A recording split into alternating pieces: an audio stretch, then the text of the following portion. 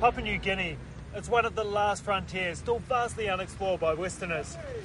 People here with disabilities are often hidden away. Today, I meet a young man who's changing his nation's attitude.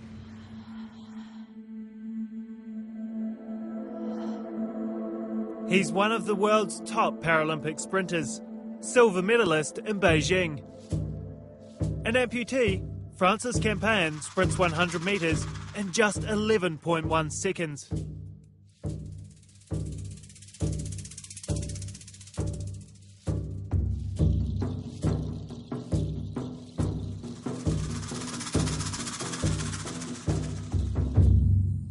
I just want to go and beat this able body, that's it. That was the thing in my mind. His home of Papua New Guinea is one of the least explored parts of the earth. Despite having only one arm, he's adapted to the tough terrain and earned the respect of the hunters and gatherers who populate these islands. You have to be physically fit to survive because most of the people survive here, they do like physical work. You know, they have to do it like both hands and legs. Francis is a hero to his countrymen. He's the first person from Papua New Guinea to ever stand on an Olympic podium.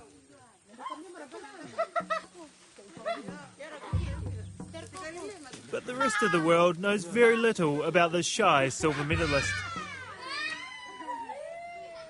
It's a land few Westerners travel to, even fewer guys in wheelchairs. Only by visiting Papua New Guinea will we truly understand where Francis has come from and the massive impact his medal has had on his life and future. We're going via Australia and on to Port Moresby. Papua New Guinea has a wild reputation.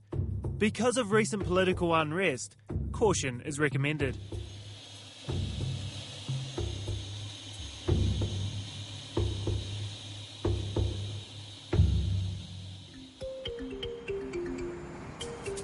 It's the last of 3 flights. I'm heading to Francis's village on the island of New Britain, a 2-hour plane journey east of Port Moresby. New Guinea feels like a forgotten land. In some parts, cannibalism is still practiced. There are hardly any roads, just one from the airport to where Francis lives. There are no turn-offs for an hour and a half. If we needed a reminder that we're in the third world, this is it. We're travelling on what's been described to us as the good road, but it's 4-wheel drive access only. There's places where it's washed out, there's constant potholes. Just coming in here to this part of the country, it feels like it's barely accessible for someone who's able-bodied, let alone someone with a disability. Francis's home is in the village of Lunga Lunga. It's hard to get a feel of how many people live here. Simple shacks serve as houses, tucked in the bush. Most have no power or running water. They survive on subsistence farming.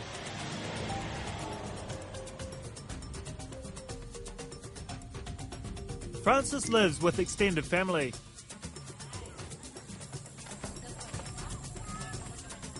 His young wife, newborn son and mum all share a home.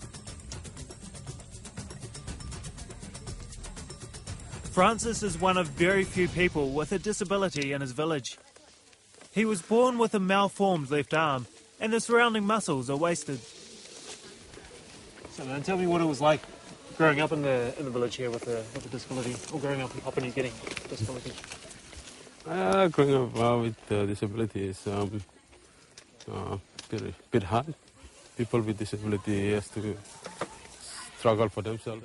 There are no services for people with disabilities here. It was just up to Francis's family to do what they felt was best. The community is going to support the people with disability, and mostly the families and immediate relatives of that person. And yeah. We've caught Francis before his morning bath, taken in the ocean, rinsed off using the village well. As a child here, Francis watched other kids climb their first trees with ease. mimicking the men in the village hunting and fishing. But Francis had to find his own way. During the time when I was a kid, it was just like a challenge.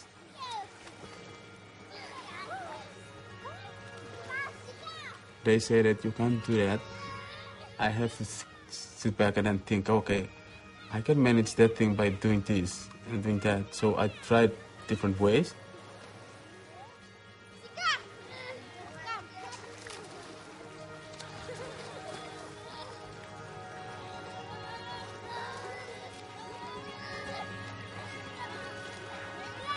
Francis was a lean, active child. He rose to the challenge of living with disability.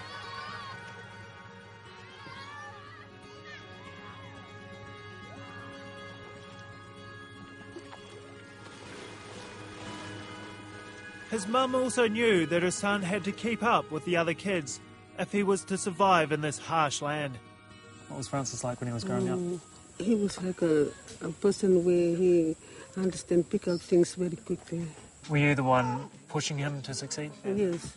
Yeah. Was that part of your parenting? Yes. Tell me how you did that. Because I talk to him kindly and I tell him to do things that he must do it in a way where he can do it. So he always listen to me. He do things that I tell him to do. What was it like for you when Francis was born?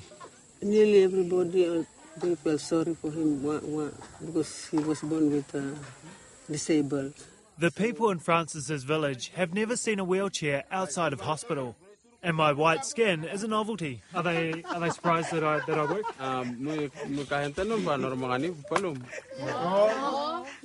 Yeah. Yeah, they're saying that, they're surprised. They're saying that they're happy about you coming over and they feel sorry for you. Oh, really? Especially, yeah. They don't need to feel sorry for me. I've got a great life. Yeah, they were just asking about how much you get paid for, like, you traveling overseas, you might get paid.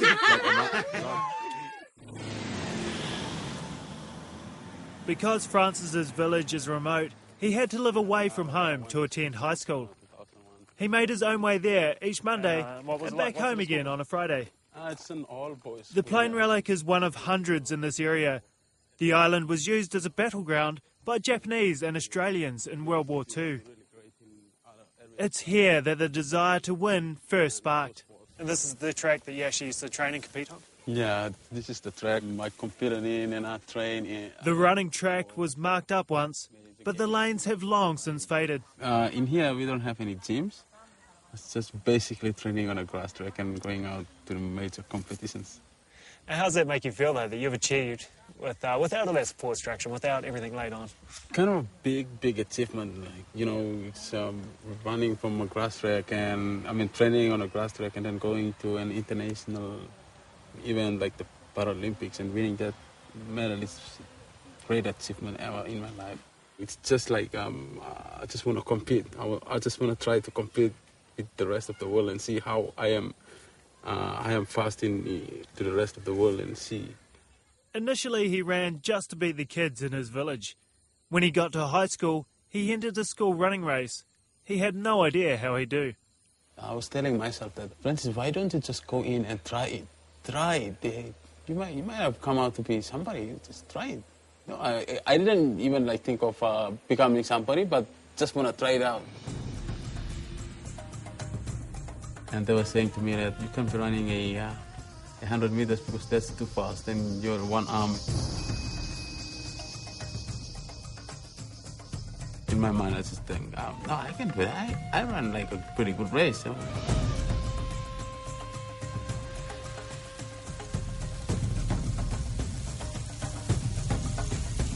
And then one afternoon, I raced this way up here. And I got first, 100 meters. And I thought, is this real or just faking? And then all the teachers said, no, Francis, can't be that. You're just joking. You're going to go run again with the other guys. But not your age, some other young, older guys. And then I tried it. And then I got first placing again. Do you think people underestimate you? Definitely, yeah.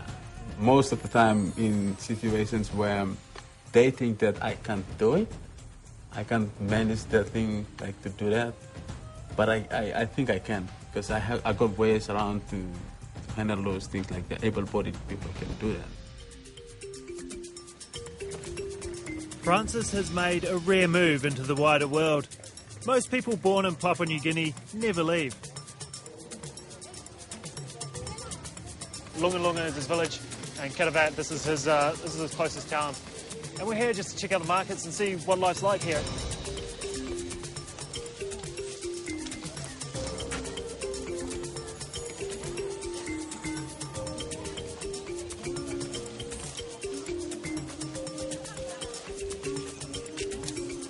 The stained red lips you see everywhere are from chewing betel nut. It's a mild but addictive narcotic.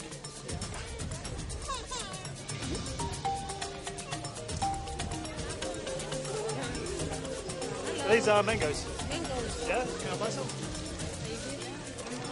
Paying in the local currency, Tuia for the coins and Kina for the notes. But they actually they still trade in shells over here in New Britain. Shells were widely used earlier throughout Papua New Guinea, but New Britain are still using them, so hopefully I might get some shells for change. 60? Okay, 50.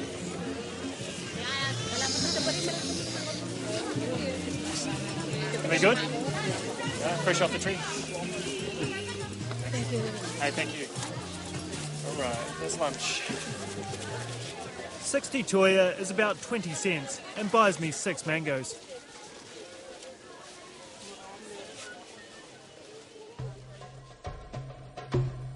Dried coconut meat, called copra, is this village's export and main source of income. Francis was thrust into this work when his father died suddenly. He had to grow up quickly. By the time he turned 16, he was working to support his entire family. It's grueling work with very little reward.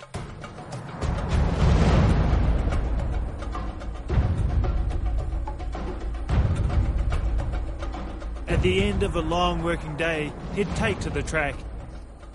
As his time steadily improved, Paralympics Papua New Guinea took notice.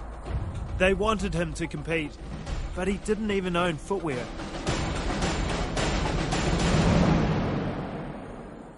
I didn't have any spikes. I didn't even have a spike at all. And I was going to travel to another province from here. And then they tell me that, Francis, I think you should have a spike.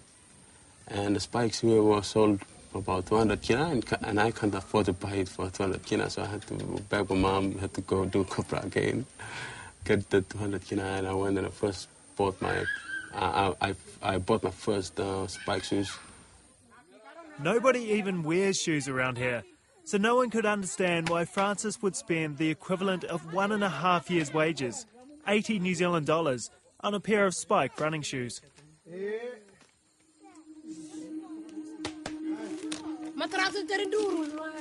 Francis got the break he'd been waiting for in 2006. The Papua New Guinea Commonwealth team heard rumours of his speed and insisted he join their elite team in Melbourne. It was the first time Francis had ever left the country, let alone flown on a plane.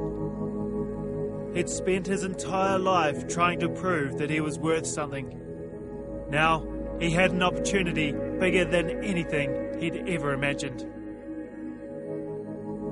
He knew it might change his life, but he had no concept of the world beyond.